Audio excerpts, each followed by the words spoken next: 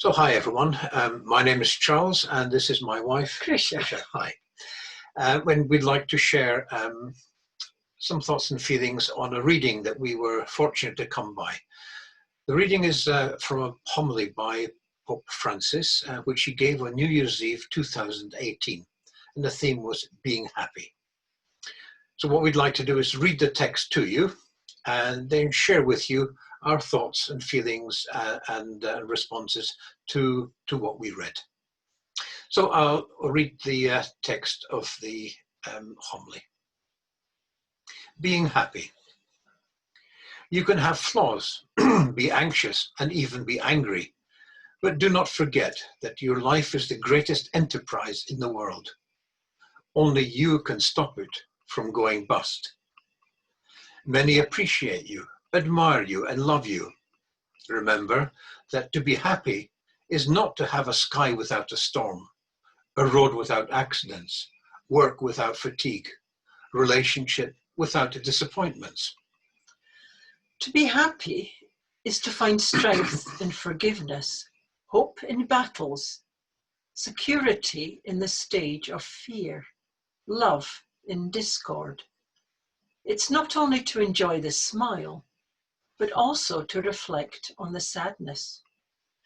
It's not only to celebrate the successes, but to learn lessons from the failures. It's not only to feel happy with the applause, but to be happy in anonymity. Being happy is not a fatality of destiny, but an achievement for those who can travel within themselves. To be happy is to stop feeling like a victim and become your destiny's author. It's to cross deserts, yet to be able to find an oasis in the depths of our soul. It is to thank God for every morning and for the miracle of life. Being happy is not being afraid of your own feelings. It's to be able to talk about you. It's having the courage to hear a no. It's confidence in the face of criticism, even when unjustified. It is to kiss your children, pamper your parents, to live poetic moments with friends, even when they have hurt us.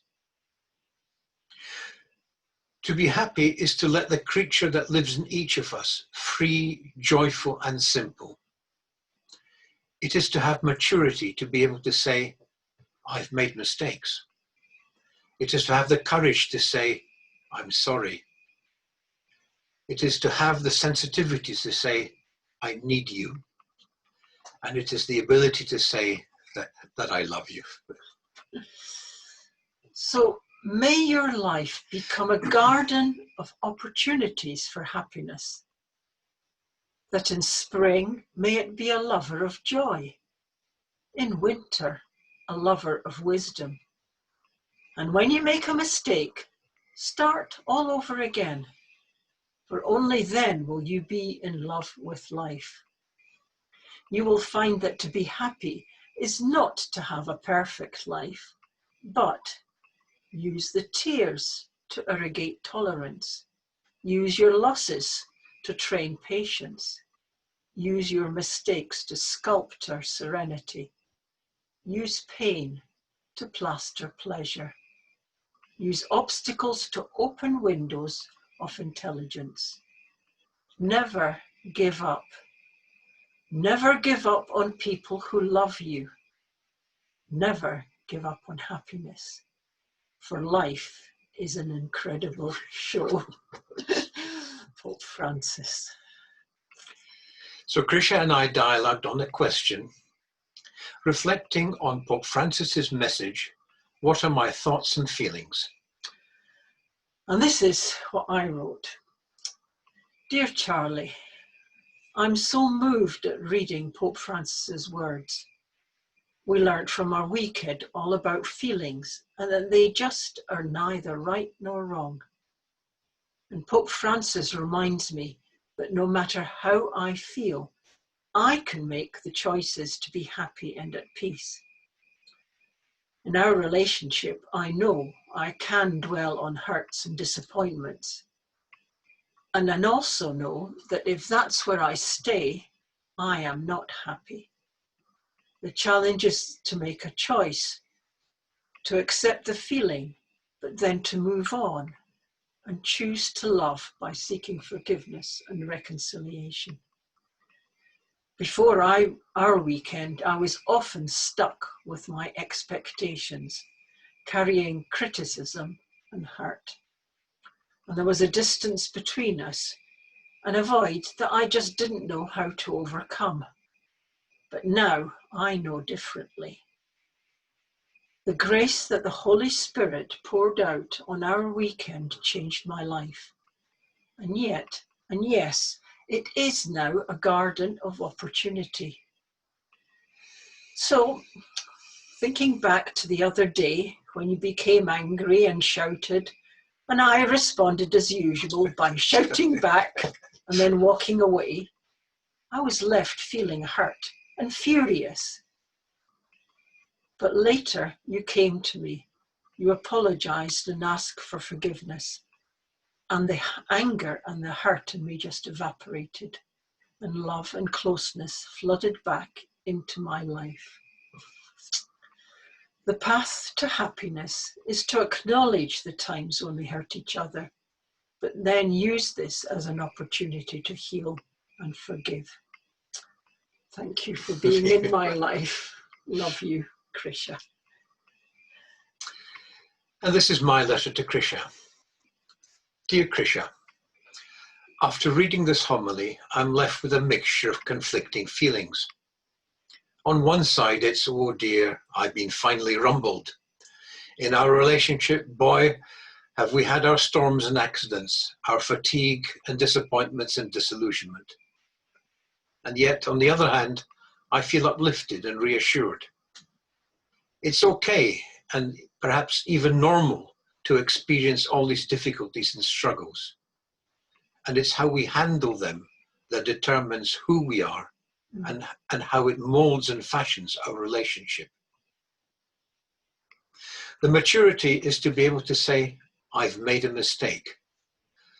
Oh yes, I have made a lot of mistakes, but to admit them would mean losing face. It has taken a long time for me to become more accepting of myself so that I can openly admit to having made that mistake. The courage to say sorry. That was a tough one for me. In my family, no one ever said sorry to anyone for anything. So in our early days, the sorry word felt more like a cocktail stick stuck in my throat. It did take some courage to dislodge the cocktail stick. Fortunately, things have moved on. There's a little bit of magic here. You know, no matter how difficult it feels, no matter how terrible the situation, you pluck up the courage and eventually to squeeze out that, dear Krysia, I'm sorry. And in that instant, everything changes. That awkwardness, the anger, the resentment, all that negativity, they all just fade away. And you're left with the feeling of being close and at one together, healed. The sensitivity to say, I need you. The default position was that I expected you to automatically know how I was feeling and what I needed.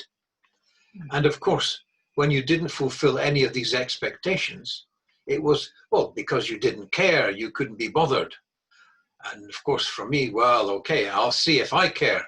And off we would go down that slippery slope. But how can you know if I don't tell you?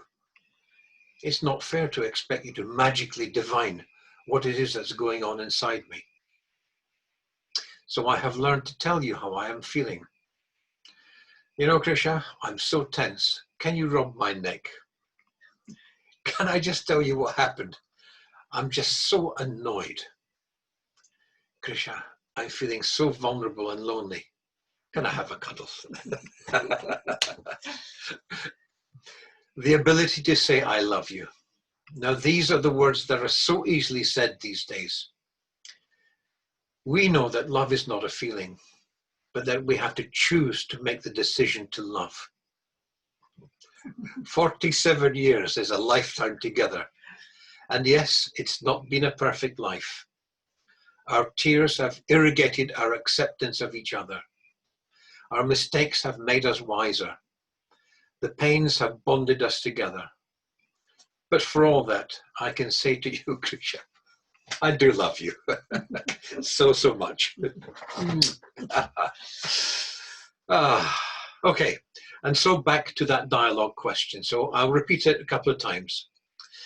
So the question goes, reflecting on Pope Francis's message, what are my thoughts and feelings? Very simple. Reflecting on Pope Francis's message, what are my thoughts and feelings? And we would suggest a 10 minute writing and 10 minutes dialogue. Okay, everyone. Thank you very much indeed. Thank you. Bye for now. Bye.